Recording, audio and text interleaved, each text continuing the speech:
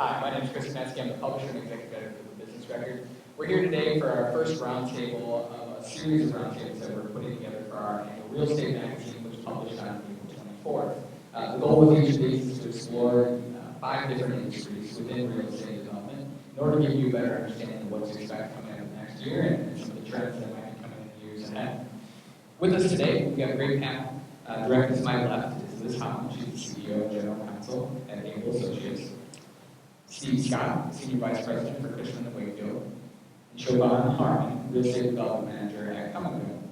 From here, I'm going to turn it over to Kathy Bolten. She's our senior staff reporter and puts together commercial real estate each week for us. She has been a reporter for the Register for a number of years. She joined us about a year ago, and she's going to lead off the conversation today. Get things started with the first question. Great. Thanks for joining us today. Just want to ask an overall question. Where do you see retail heading in 2020 in Central Iowa? Let's start. Well, millennials continue to be the largest generation, and when polled, 72% said that they would rather have an experience than, buying stuff. And so I think we're going to see the experiential retail trend continue. Retailers have been using loyalty data for a number of years now. So that trend will continue to really understand who their customer is and what their shopping habits are. I think we're going to continue to see the successful retailers will have really embraced technology, and we're starting to see a lot more use of things like virtual reality to buy eyewear, for example, or to buy artwork. Mm-hmm. And I think on the big box retail, we're starting to see storefronts within those retailers, like Von Maur, for instance, open Tory Burch, and I think we'll start to see more of those. Great. Steve? I read the other day that there is currently about 22.5 square feet of retail space for every man, woman, and child in the United States. You think about that, that's a lot of retail space. It's one of the reasons that I think you see a lot of big box stores that are vacant today, a lot of big box open air shopping center stores. There's just too much retail space. And I think it's going to take, I think 2020 is going to be a year, again, of absorption. I don't think we'll see a lot of new development of that kind. That really hasn't taken place for a number of years for those same reasons. A lot of reuse of those spaces that are coming down the pike. If you own big box retail space, for example, you can expect, and it's vacant, you can expect that the second generation or third generation user is going to come in and backfill that, is going to pay substantially lower rent, because they're opportunistic. They know they can get lower rents, and that's how their business models are basically set up right now. So I think that's going to be a major theme in 2020. Thank you. Yeah, no, I think that's absolutely true, and I think the retailers who really understand how the customer is interested in interacting with them have really come up with a successful omni-channel strategy, which is meeting your customer where they want to be met, when they want to be met, be that at midnight in their bunny slippers or, shopping online and picking it up in the store on your way home, or simply coming into the store and finding what you need. So I think those are the retailers. You look at Target, that's made huge investments in their physical brick and mortar stores because they see them more and more as distribution centers. And I think those are really the retailers. Central Iowa is not immune from what's going on in the rest of the country, so I think that's really how people are going to start to experience the shopping. And to Steve's point, I think that there's simply going to be fewer store openings because there's simply too much space. And so you're going to see a reabsorption of that space into other uses. So Liz, talk a little bit about what you do see going on in the rest of the country and what could be coming here, sort of the trends. Well, the trend, and this isn't a trend that started in 2020, so I suppose if you have the long view, you can't fight the market and win. And in 2000, which was probably the peak of the super regional mall, of which Merle Hay is one, at best, you were a monthly needs destination for the people in your trade area. That was the best scenario. Now, you really need to be a weekly needs destination, and if you can, be a daily needs destination. So where do you hope to go every day? To the gym? Where do you hope to go every week? To Target, to a massage parlor, to a massage studio if you're lucky. Food and beverage has really come into a lot of these places in a huge way, and you've certainly seen that in Central Iowa. So I think all those trends that really started in 2000, I would say, are continuing. I think what you see, though, and most businesses are cyclical, is the rate of change is picking up. And I think what technology has done is accelerated the rate of change.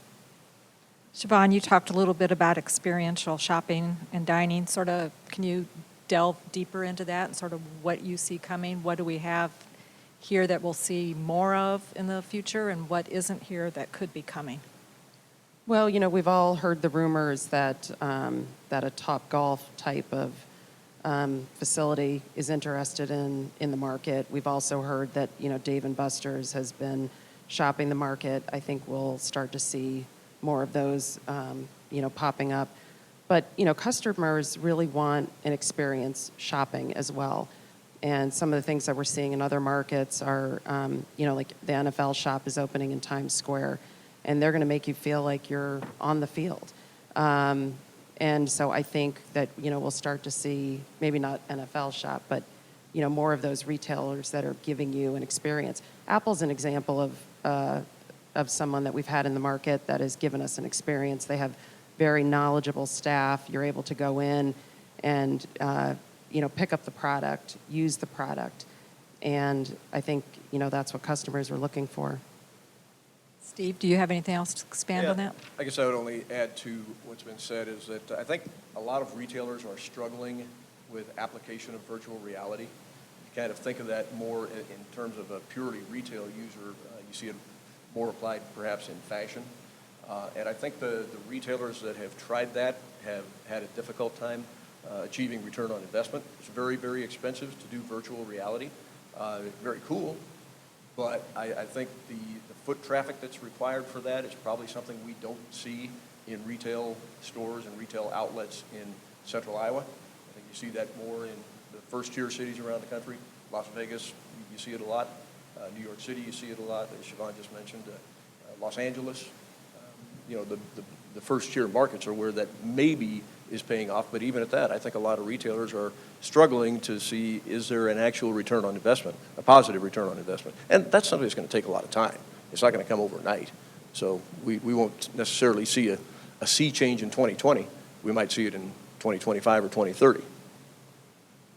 Liz, Yeah, anything? I think, we opened Game Day right before the holidays, which is essentially a Dave & Buster's, but it's two gentlemen from central Iowa who really saw the Dave & Buster's model, which is kind of a sports bar and a family entertainment center, and have decided that with the addition of party rooms, they can really generate a lot of customer appeal, customer engagement. They can generate repeat customers, and so I think they had a great Christmas, and we're looking forward to them having a successful business at the mall. And certainly you saw that with Flicks. I mean, nobody had eaten at your seat in a movie theater and ordered a custom brewed beer. And they've seen tremendous success in Des Moines, and we were their second location in the country. And so we were very proud to have brought them to central Iowa in a way that usually Iowa is in the progression of the expansion of a business, to Steve's point about the major markets, but sometimes the not major markets are the best spot for certain businesses to expand into, and so we're happy about that. So talk a little bit about how the rest of the mall is capitalizing on people being in the Flicks and the game days.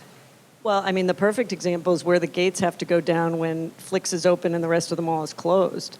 The great lady from Paws was right in the Flicks court, and she said, I was so happy to stay open into movie season at the holidays because most of my traffic was either coming to the movies after the mall was closed or leaving the movies after the mall was closed. And the same will be true for game day. Their entrance is right at the Flicks marquee entrance, and so customers will be able to enjoy that venue well after the mall has to close.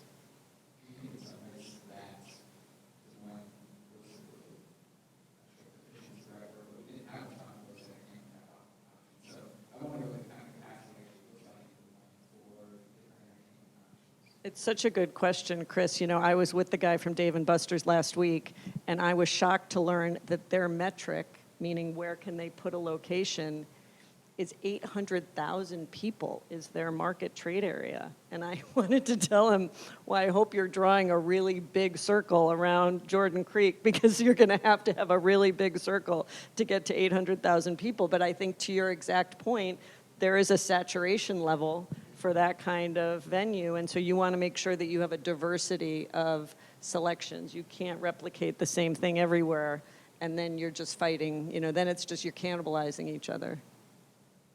We're seeing a lot of growth in convenience stores, like Kum Go. Where do we see that going in 2020? And will we see any change in how the stores look? So gas and convenience is an industry that is continually disrupted. When I was a kid, it was always the two-bay repair, and then, as they said, they would sell gas, smokes, and Cokes. And now, all of a sudden, we're seeing that it's a food destination. And, convenience stores are really specializing. They sell chips and beef jerky and drinks out of the cooler, and they can get that anywhere. But now they're really starting to differentiate with the fresh food program. And, and it's about 25% of sales, so it's significant. When it comes to gas and what's happening with gas, vehicles are getting more fuel efficient. So the Ford F-150 alone has gotten 30% more efficient over the last 10 years. So, we're not really seeing growth in gas. There are about 250 million light vehicles on the road, which are, what we drive for cars and commute in. And those cars will slowly move, out and be replaced by electric, but there's only about 15 million new car sales a year, and only 1% of those are electric vehicles. We are, moving to electric charging stations. We're putting those in key locations where there's customer demand for them, such as on the interstates and, high-density areas. So, again, we've seen great change, but I think, the biggest change really is on the fresh food and more healthier options on the C-store front. When you said 25%, was that 25% of the food sales are fresh food? Yeah. Okay. And you recently announced that you're going to be opening a sort of standalone store in downtown. Why that location? And then is Kum Go going to be having more standalone convenience stores? So we're really excited about the walk-up store. It'll be at the corner of 7th and Locust downtown. And, we picked that location because as, downtown Des Moines has developed, we've got more housing and we have more office workers. So, we believe that we've got about 10,000 customers to serve in that area. The store will be a little smaller than our traditional format. It'll be about 3,000 square feet. And there'll be a lot of healthy food options there and to-go options. We've taken out things like the roller grill that you find in traditional stores. So that's, the reason for it. And, we do expect it to take off, and then we will be looking to do additional stores. Steve, are you seeing when you're out looking at places and talking to people looking for places that there's more demand for convenience stores and gas stations, or? Well, I think it's definitely a growing industry. My experience is more probably on the transactional side, and what I would say is I think probably led by Kum Go and perhaps by Hy-Vee, convenience store chains are paying more for sites than have ever been paid before. And that has now rolled over into Casey's. It used to be that Casey's would never pay more than about $5 or $6 per square foot for land. They're now paying $20 plus. They may not like me publicizing that, but it's a fact. We all can see it. And, that's just it's a function of demand for good sites. And it's a function of just the appetite that these chains have for growth. Whether it's because they're publicly traded, such as Casey's, or just driven as Kum Go is, and Hy-Vee.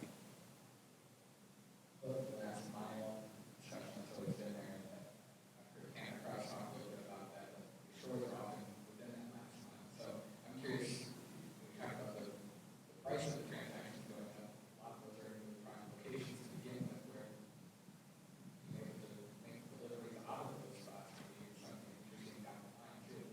Whether it's drones or autonomous vehicles eventually.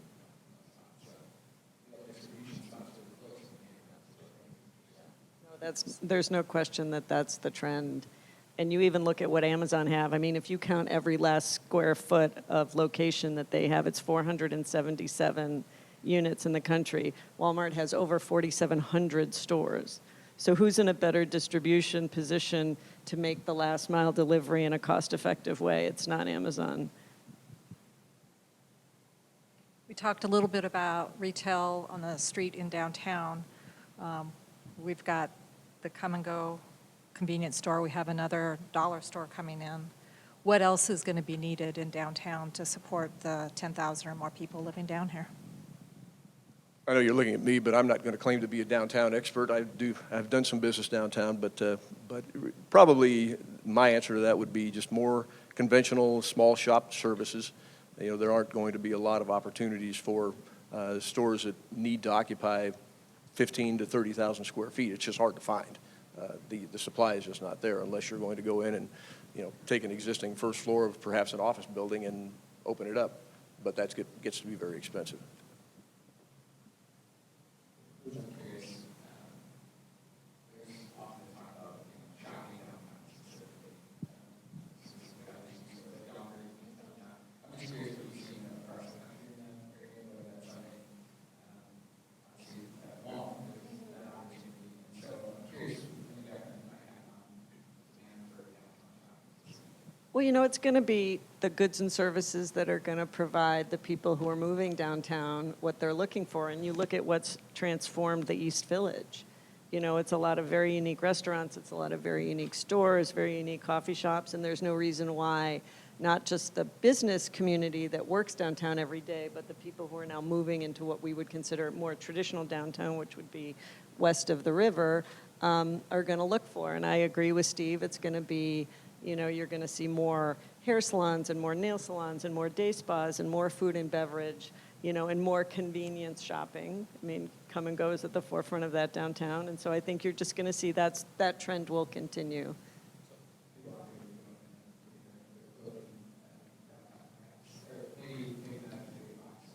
Yeah, it won't be a big box transaction, but that's not to say that there aren't some great spots, certainly now in the East Village, where you can do that.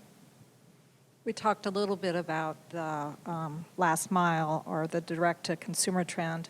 What impact is that going to have on the brick and mortar stores, and where is that trend going in the future?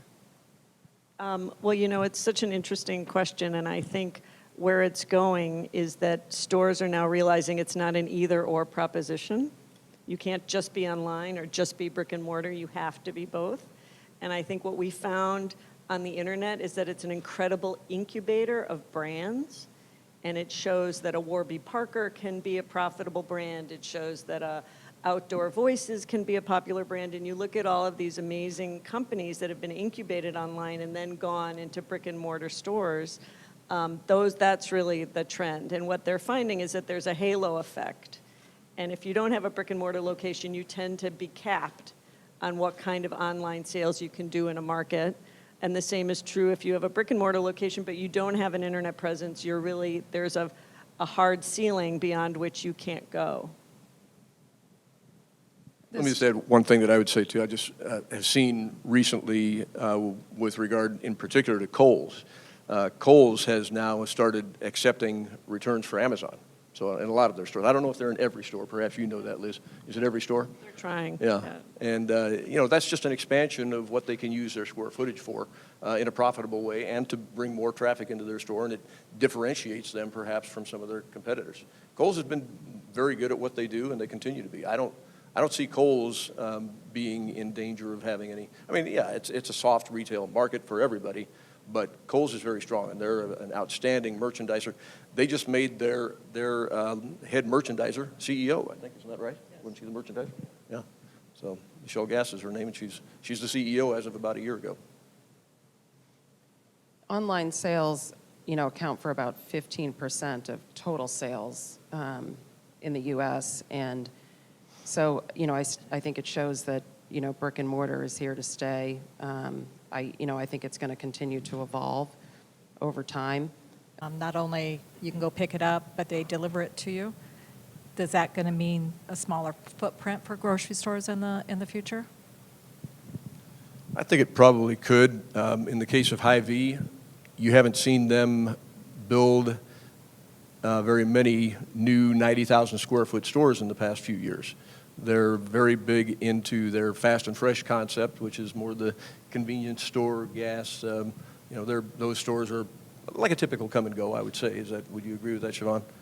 Maybe 5,000 or 6,000 square foot stores, but they also have delivery, pickup in just about every one of those locations. That's a real push for them. Do you? I mean, I think to just build on what Steve was saying, I think we are going to continue to see those smaller footprints in the more neighborhoods. Trader Joe's is doing it, and some of the larger retailers in larger cities. But, as Steve said, I think we'll continue to see the big box grocers when you have high density areas like Waukee, for instance. Yeah, go back to that, the actual ship and deliver things, there's a huge cost, obviously, involved that's being absorbed in some ways. And I read an interesting story talking about how Amazon has forced a lot of that pressure down. But that does seem like a really good way for a Target to fight back against that is, I don't pay the extra. You can get something cheaper potentially if you don't have to actually have it delivered to you. No, Amazon is very rarely the lowest cost provider now because of exactly as you say, it's a much thinner margin sale. And if you return the item that Amazon has paid to ship to you, it's a negative sale. They're losing money on that. So it's not such a great business model. I think we're going to see more of the, the curbside pickup. CVS is doing it now where you can place your order online and then they'll text you when it's ready. And then when you get to the store, you contact them and they will come out and bring it out to your vehicle. Let's move on to a little bit about restaurants. I wrote recently that about 63% of consumers get their food, either order it online and go pick it up or it's delivered to them. What does that mean for the restaurant business in total? And does that mean we're going to see more or fewer restaurants opening up here? Well, we've seen restaurants shift. I mean, because delivery has become such a huge part of their business, a delivery kitchen functions very differently than a restaurant kitchen in a physical restaurant where you're bringing food out to people in an organized way over this, a 3-course meal. And so we're actually found ourselves in the building of prep kitchens and delivery kitchens just as a business model in markets like Chicago, because restaurants find that their delivery business can be 30-40% of their overall gross for a location, but they can't do it in the physical restaurant that they have. So are you seeing restaurants kind of expand and just having a delivery kitchen or a pickup? Absolutely, that's precisely what we've seen, yes. So we'd see like I'm not going to say a restaurant, but Restaurant X has a big location downtown, opening maybe a satellite in the suburbs. Right, exactly.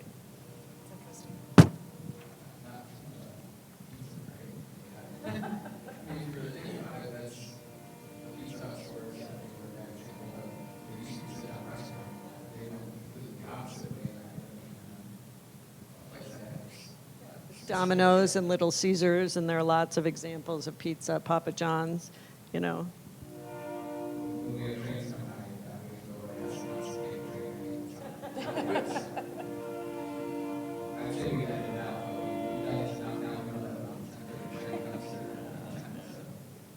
this one's late.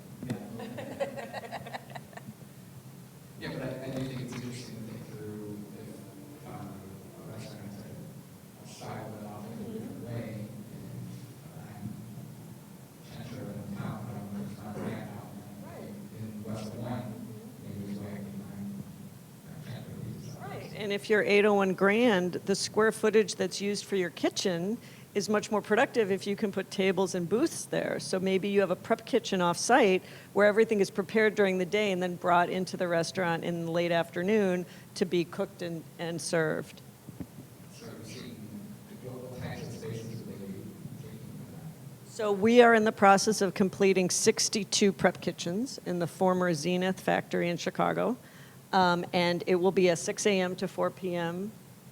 work time for the folks who are going to work in those units. And all of that food is going to be prepped and prepared to the extent it can be prepared off-site so that the restaurants downtown that are paying $70, $80 dollars a square foot and up can use more of the rest of the kitchen square footage to actually be revenue producing in the form of tables. And are those prep kitchens also doing delivery from those sites? So a prep kitchen, as we've learned the hard way, is different than a delivery kitchen. A delivery kitchen is a soup to nuts kitchen, and you have a line and many more cooktops and all, black iron, all the stuff that goes into preparing a commercial kitchen. A prep kitchen has some cooking, but not as much. And so a delivery kitchen is different. And they call them ghost kitchens. That's the acronym for it. So Steve, are you seeing any demand among anybody that you're working with for those type of properties?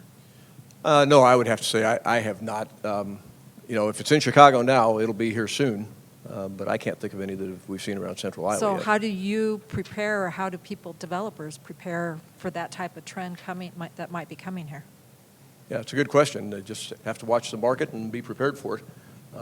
It's probably, as Liz was saying, if it's in a former Zenith factory, so it's probably a reuse of an existing industrial building. No reason it doesn't need to be in a good retail location necessarily. So let's just take a couple minutes here. Do you guys have questions you want to ask each other? I do. I'm curious, Siobhan, what the thinking is at Kum Go about automated vehicles, because we hear so much about automation is coming into so many different industries, and I'm just curious what you guys are thinking about that. If you think it's further away on the horizon than everybody says. It's a tough question. I mean, we're always responding to our customers' needs, and I would say like what we're seeing, right now is, where electric vehicles, are still a little bit off. And with everything that I've been reading about autonomous vehicles, that seems to be off as well. And, the main reason is that the vehicles can all interact fine without getting in an accident. But once you put a human in there in a vehicle, then those cars can't anticipate what's going to happen next. So I don't know.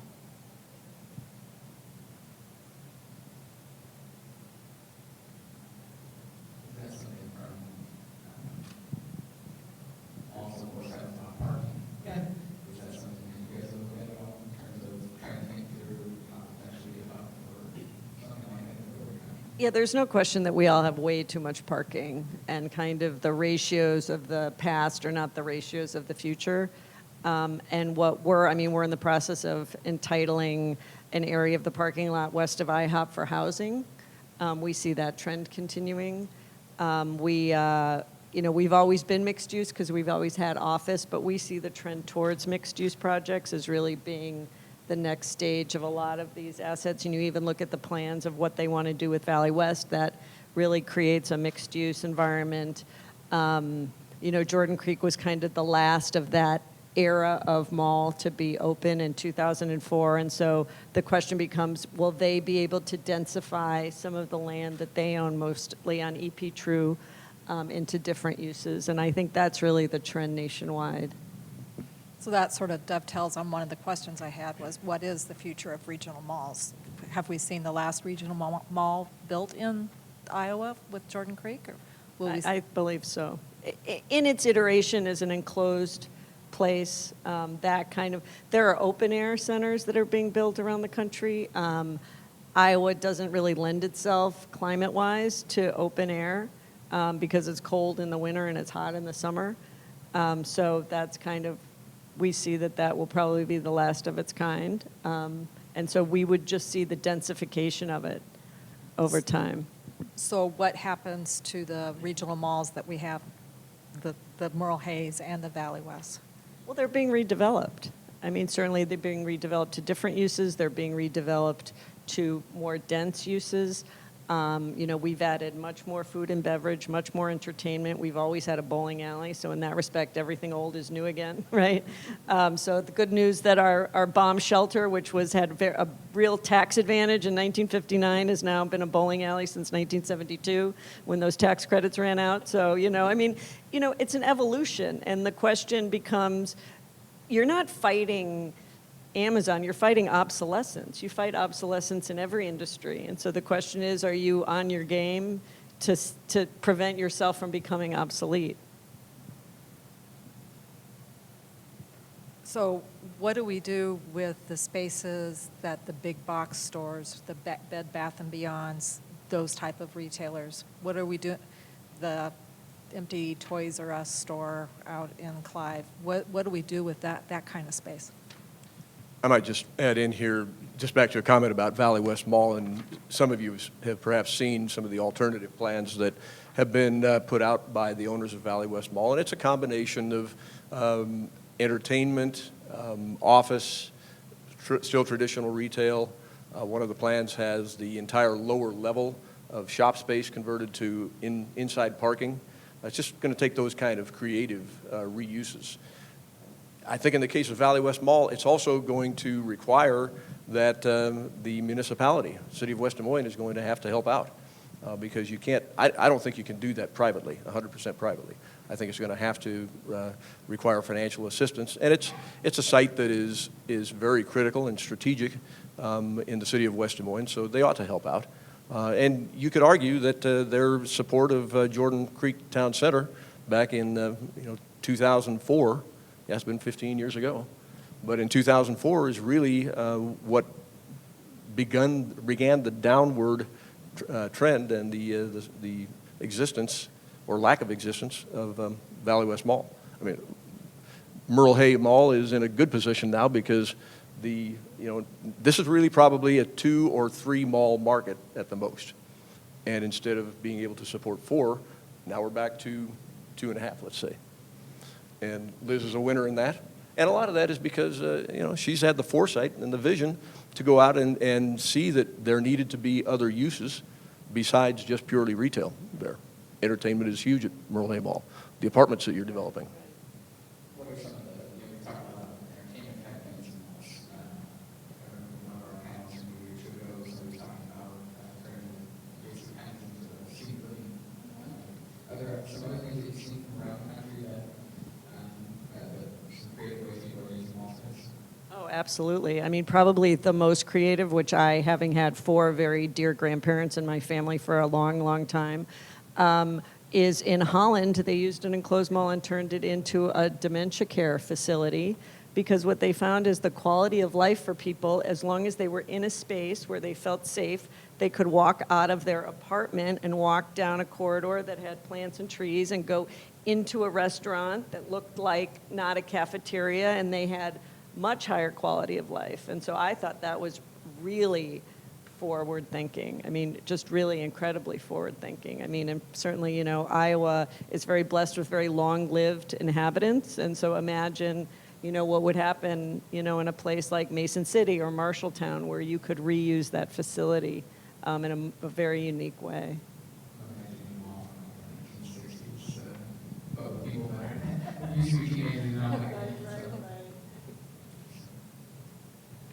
So let's just sort of look in the rest of the suburbs. What sort of, just sort of a broad question, Steve, what do we see in the area of retail going on in the suburbs? What sort of development will we be seeing? Well, I think you'll continue to see open air, probably neighborhood type centers that are well located. There's demand for that. There's always going to be demand for independent retail shops. Or food services, or restaurants. That kind of retail is always going to be out there and exist. As Liz mentioned a couple of minutes ago, there's probably fewer and fewer open-air centers, but there are opportunities for that to happen. Less so maybe in Des Moines. I think we've probably we're close to being at the saturation point for even open-air box centers, with anchors and junior box anchors that are in them. There's one that's on the drawing boards in Waukee. It'd be interesting to see if that comes to fruition. What you see more in Waukee, one of the fastest growing markets in the metro area, is more of the street front retail, small strip centers, and independent or freestanding fast food QSR restaurants. So what about in areas like a Norwalk, a Carlisle, a Pleasant Hill, where it costs less to develop? and they're starting to get some rooftops, are we going to see more of those types of retailers there? Yeah, I think you could. Land cost is really a fairly insignificant component in the total cost of developing retail real estate. And construction costs in the last 5 years have really skyrocketed. It's at a point today where you can't build a new product, a new center with rents that are much less than $30 a square foot. That's a challenge for a lot of retail shops and restaurants. Some of them can pay it, but others can't. And so that's probably the bigger challenge, even to seeing that kind of development in the smaller, more or less populated suburbs like Norwalk or Carlisle, as you just mentioned. Are we going to be seeing more mixed-use developments? Like there's been some proposed in West Des Moines, retail on the lower level, housing on the second and third floors? I think you can see a lot of that. A lot of it, I think it really depends on the precise location. Certain locations lend themselves to that if they have good retail characteristics and there's also multifamily zoning in place, then that can work. Retailers, by and large, have a difficult time where you're trying to blend retail with multifamily because it's difficult. The depths of the space are not really conducive to retail that you need to have. So and parking is always a problem because the retailers need more storefront parking. That doesn't necessarily exist in a mixed-use kind of project, unless you go with structured parking. What haven't we talked about that we should have? I think Steve made a point that got a little bit passed over, which is the glut of retail space and how long does it take for that to work its way through the goose.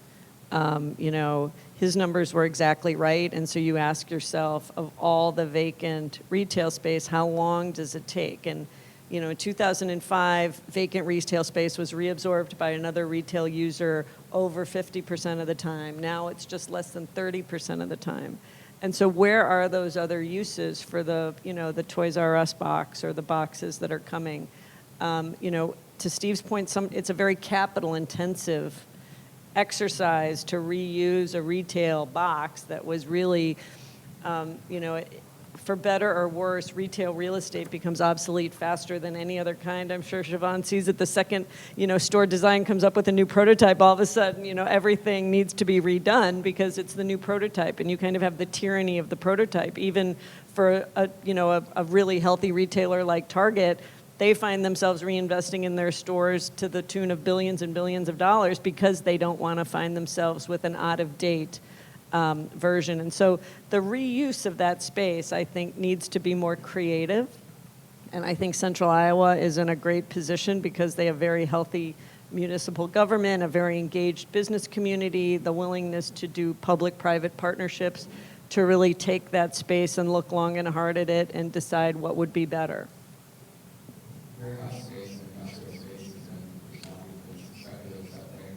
Is any of the big box retail stuff suited to be converted into that type of? Oh, no, absolutely, because it tends to be just a big open space with 3 truck docks in the back, and it probably has more parking in the front than you would need in a traditional warehouse, but it's certainly, to the point made earlier, it's certainly within the last mile, for the most part, of people who would need it. So in some respects, but that's a land use decision, right? That's a region saying, we don't want to entitle the cornfield because we're pretty happy with it being a cornfield. We want you to find a spot that is using existing infrastructure, existing sewer, existing water, existing road distribution so that that's where you're distributing your product out of.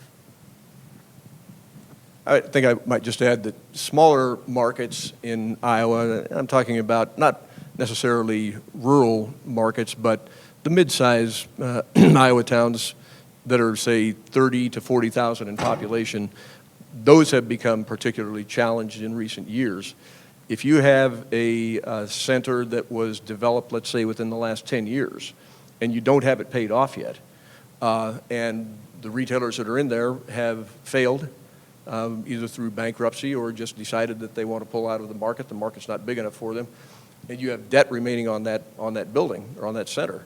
The backfill retailer that's coming in, where the original retailer perhaps was paying $15 or $16 or $18 per square foot to be there, the backfill retailer is now in the high single digits. That's a very, very difficult challenge if you have debt still remaining. And there's a lot of centers like that around Iowa. I developed a center in Mason City in 2004. It has very little debt on it. We've gone through a couple of retailers have exited that market, and so now we're in a mode of backfilling some of those spaces. The owner of that now is in a good position, though, because they paid down the debt. They didn't pocket the money, they paid the debt down, and so they can now, they have economics in place that would allow them to redevelop that space. But the retailers that are coming in, as I said, they're paying $8 or $9 or $10 a square foot at the most. And so you're going to spend all of that, you know, on a multiple to be able to convert it to a different use. Could that mean if they're not able to find the second and third types of tenants, see more empty storefronts because they can't financially handle it? Well, my belief is there's always a tenant. You know, maybe that tenant is at $3 a square foot. So another example I can think of, there's Shopko has closed a lot of locations in their bankruptcy. There's a Shopko store that's 90,000 square feet in the middle of Mason City. I think that building is going to get bought by somebody that very likely could convert it to industrial space. It's in a good location. It's at a crossroads in Mason City, and I think it's a good industrial location. So I could see that happening. We've seen some of the centers be bought up by out-of-state investors coming in. Are out-of-state investors interested in Iowa and central Iowa, and what does that mean? I would say very much so. We're seeing that a lot. And a lot of it maybe is just the arbitrage between the cap rates that are being paid in the bigger markets in the West Coast, either the coasts. They know that they can come into Iowa and buy things at a 6 to 7% cap rate.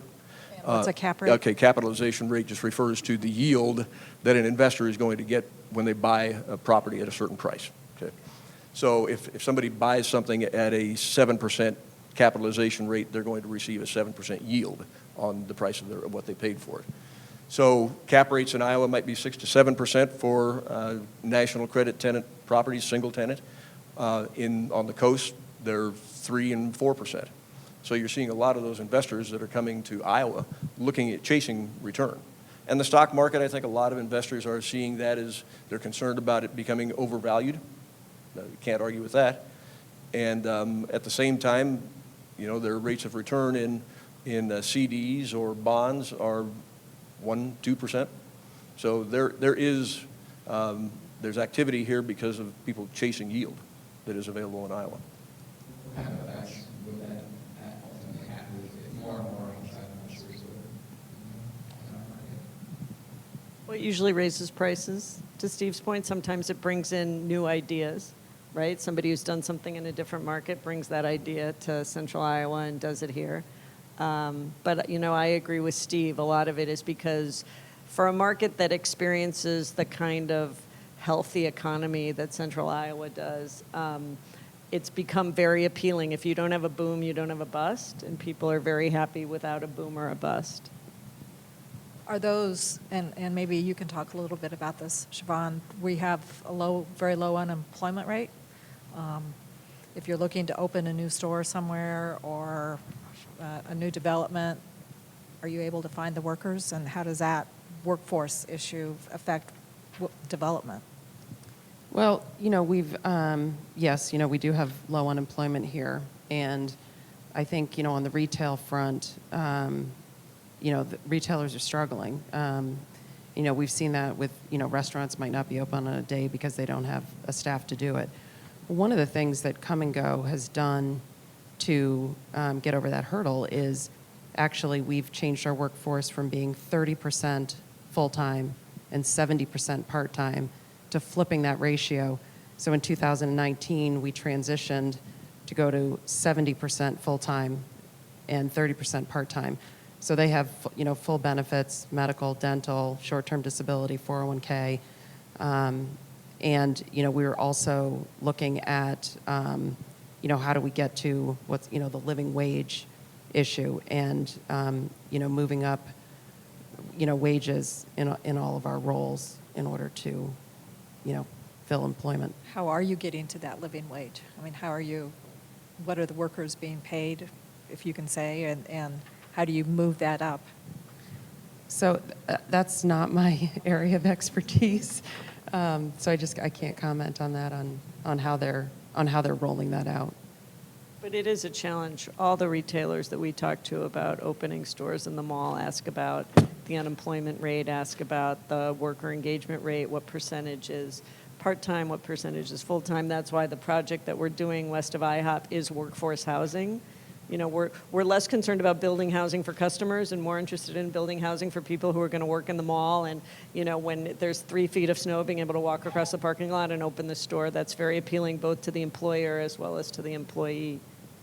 And Steve, is that a question you get about, is what's Iowa's workforce like, and can they support REIT? Yes, and I have a standard answer for that, and that is that employers can come to Iowa and pay a little bit higher wage rate than they may think they need to pay or want to pay because of the work ethic that exists in Iowa. You know, people are hardworking here. There's lower absenteeism. I think Siobhan can probably attest to that better than I can, but I think that's what I see a lot of times is employers here feel that they notice that in their workforce here, and there is less absenteeism. So they could pay a little bit higher wage rate here and still be just fine with that. I think we haven't talked so much about this outlet mall announcement, and I'm just curious, it's been open for a couple of years now, so curious what type of effects maybe we've seen in the market and how it's been so far. Well, we didn't see too much change in the effect at the mall. It's pretty far away. It's a very different kind of shopper profile. It's not as convenient. It's more of a destination. You know, the destination shoppers that come to the mall tend not to come to shop. They come to go to Flicks, or they come to do something that you can only do there.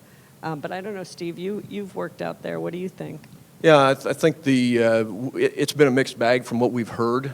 I think it's doing fine, but outlet malls are a different animal from conventional retail.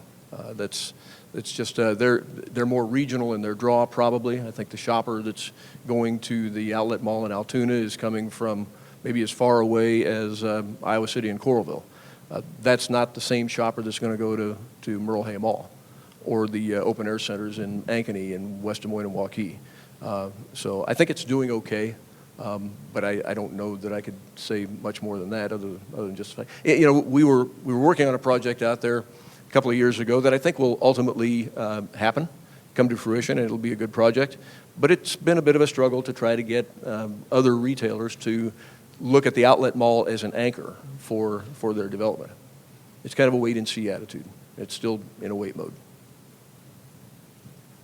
So sort of getting ready to wrap up here, but if you could bring one type of store or one retailer here to the Des Moines area, if you were able to have a wand and say, this is what I want, what would it be? Oh, that's so easy. So we've realized that in Des Moines and in central Iowa, you succeed if you bake a new pie. If you're redividing the same pie, it's not a fruitful effort. And so the number one retailer that I have been so impressed with is Primark. And they're from Ireland. They're only on the East Coast. I think they're just looking at one West Coast location. But imagine Old Navy on steroids, but with a very high quality product. They've gone into vacant anchor boxes in Staten Island Mall and Mall of Prussia outside of Philadelphia, and it's just unbelievable. And shopping is fun. It's kind of a treasure hunt. They have different stuff. Everything is changed up all the time. It's pretty cool. So that would be my choice. What's the key to success? We haven't gone into spots that other people. They just have a very different business model. Everything is in every color. For the cost, it's a very high quality merchandise. It talks to a wide range of shopper. So they've done a great job. I'm going shopping, so I'm just kind of going down the racks versus I'm going to explore around the store. Steve, is there something you would bring in? Just to throw out a name, Topgolf. And they're looking. They're about to be here. They opened in Omaha. I think they've opened in Omaha now, and Des Moines is next on their radar. So I think that'll What be a sort lot of fun. base do they need to, Population base? Yep. Well, I think we're there. You know, they want to justifiably see 800,000 in the market, and we're very close to that. When you take what their trade area would be into consideration, there's 800,000 people that would frequent a Topgolf. And Siobhan, if you, your wish list, what would it be? You know, I'm originally from Boston, and I like the downtown shopping experience as a result of that. And it's been exciting to watch the East Village come about. And, you know, I would like to see more of that in downtown Des Moines, where you have local shop owners that are being successful. Just a few minutes left. One thing that I was going to ask, especially within retail, there's so many different new technologies and things kind of on the horizon. So if we push the timeline out, maybe 3-5 years, maybe a little further if you want. What are some interesting technologies maybe we've seen that might be affecting retail that maybe we haven't talked about? You know, the one thing that's amazing to me is the Amazon Go technology, where you walk into the store and you log in on the app and you grab a basket and you put 2 sandwiches and a soda and a bag of chips in your basket and you walk right back out, and you don't talk to a person, you don't take out a credit card, there's no exchange. And for the avoidant personalities in our community, it's perfect. And so I just am marveled that it works, and I've done it in Chicago and tried to be like, do I want this one? No, I'm going to put this one back, and to see if it knows like that I didn't buy the egg salad, I bought the tuna salad. So it's pretty amazing, and I think, if you ask me, I think Jeff Bezos' investment in brick and mortar retail with that technology is designed to develop the technology and perfect it so that he can sell it to Target and Walmart and everybody else, because it is so brilliant and it reduces the cost of operating a retail location dramatically, because you simply don't need the number of checkout personnel, you don't need the same, people walking around. It's really amazing.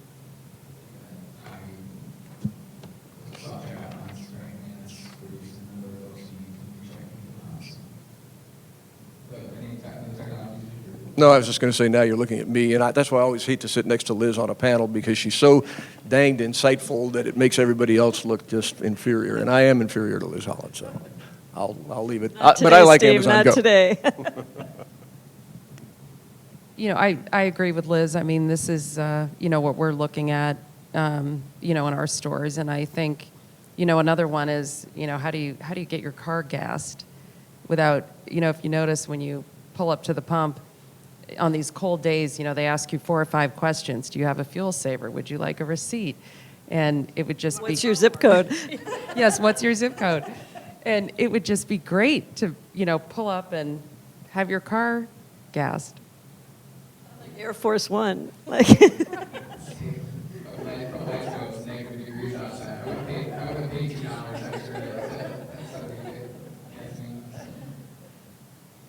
We're just about out of time, so I'm going to go ahead and go down the line. Just give one final closing thought first.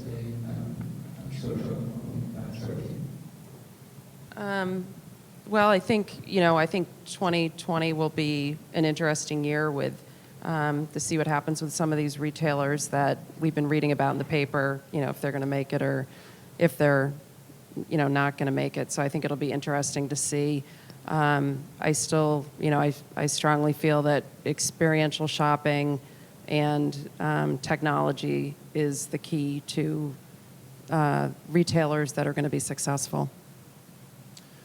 The only thing, again, that I would add is just to reiterate, as I said a few minutes ago, I think the next few years we're going to be seeing a lot of backfill of existing space that is going to be either on the market today or coming on the market in the next couple of years as a result of more retail failures. I think as you look to 2020 and even beyond, to both Steve and Siobhan's point, you're going to see really 2 kinds of shopping centers succeeding over the next 3 to 5 years. And it's going to be, if you better be convenient, and if you're not convenient, you better be a destination. Because kind of gone are the days where you have to drive from strip center to strip center on University Avenue doing your Saturday shopping, because you simply don't have to. And so I think those are really going to be the 2 winners as you look, kind of around central Iowa and see how the transformation is going to impact this market. Well, that'll be good for us. We are out of time. To our audience, thank you for joining us. Our best story is always come from our audience themselves. There's something today that sparked a thought, or if you've got an idea that you want to share with us, Kathy Bolten's information is going to be up on the screen. She's always looking for great story ideas for us to write about and share with the community. This is just one of 5 roundtables that we're doing for the magazine. You can watch all of them at businessrecord.com/AREM. Also, I want to give a big thank you to our panelists. Thank you all for everything you did. Great insight into retail and our industry. And finally, again, my name is Chris Conetzkey. I'm the publisher of the Business Record. If I can ever be of any help to you,